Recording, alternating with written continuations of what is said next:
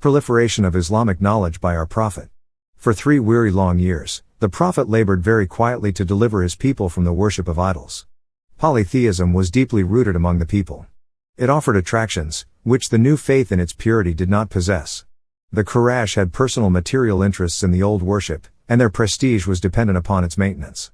The Prophet had to contend with the idolatrous worship of its followers and to oppose the ruling oligarchy, which governed its destinies. After 3 years of constant but quiet struggle, only 30 followers were secured. An important change now occurred in the relations of the Prophet with the citizens of Mecca. His compatriots had begun to doubt his sanity, thinking him crazy or possessed by an evil spirit. Hitherto he preached quietly and unobtrusively.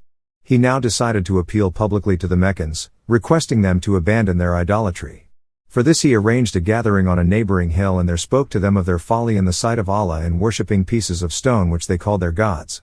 He invited them to abandon their old impious worship and adopt the faith of love, truth and purity.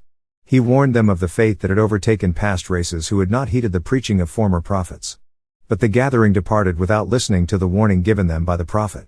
Having thus failed to induce his fellow citizens to listen to him, he turned his attention to the strangers arriving in the city on commerce or pilgrimage.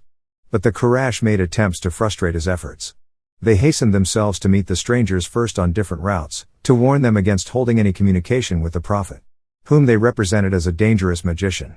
When the pilgrims or traders returned to their homes, they carried with them the news of the advent of the bold preacher who was inviting the Arabs loudly, at the risk of his own life, to abandon the worship of their dear idols.